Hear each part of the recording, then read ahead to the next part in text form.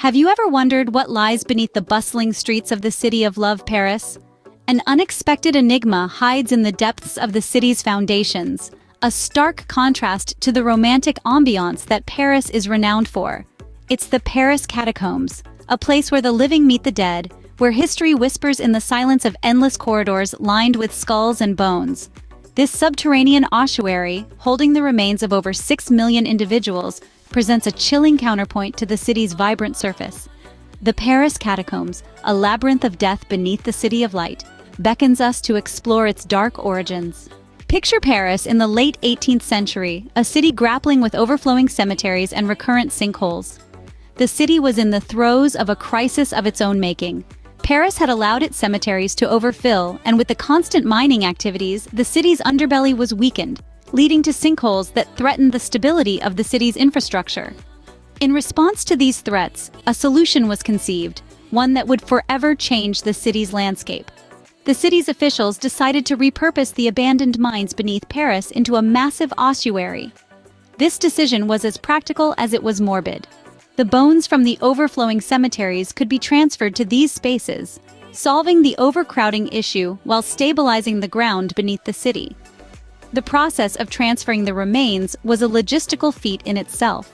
By night, a procession of black cloth-draped carts would wind their way through the city streets, carrying the remains of 6 million Parisians from the graveyards to their new resting place. The bones were laid to rest, not in individual graves, but side by side, creating a macabre tableau of equality and death.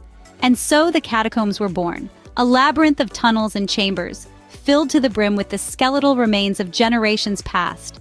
This massive underground cemetery, born from necessity and practicality, became an integral part of the city's identity. It was a testament to the city's resilience and ingenuity in the face of adversity. Thus, the city's problem of overcrowded cemeteries gave birth to an empire of the dead beneath the streets of Paris. Over time, the catacombs evolved into an eerie resting place for over 6 million souls. As the 18th century dawned, Paris found itself grappling with a particularly morbid problem. It was running out of space for its dead. The city's cemeteries were brimming beyond capacity, and the effects were starting to show quite literally on the surface. The solution? An intricate network of tunnels snaking beneath the city, originally carved out by centuries of mining activities. These subterranean passageways, now known as the catacombs, were soon repurposed into a mass burial site. The city's dead, their bodies exhumed from overflowing graveyards, began their final journey down into the earth's belly. Here, they were laid to rest, their bones stacked neatly against the damp tunnel walls. But the catacombs were more than just a practical solution to a logistical problem. They became a symbol of equality and death, a stark reminder that, in the end, we are all the same. Priests and paupers, aristocrats and commoners, all were interred side by side, their bones indistinguishable from one another.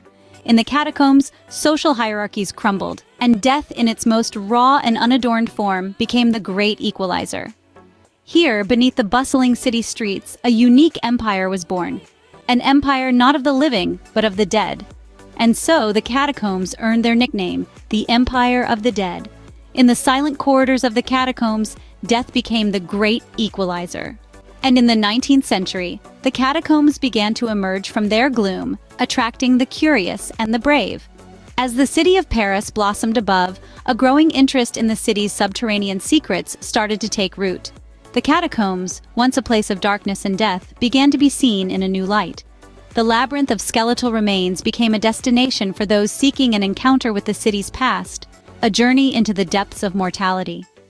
As the fascination with the catacombs grew, so too did the desire to explore beyond the trodden paths.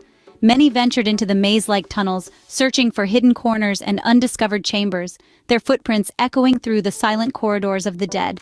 This underground exploration, however, was not without its risks. The catacombs, after all, were not designed for the living. In the mid-20th century, the city of Paris took measures to protect both the integrity of the catacombs and the safety of the public.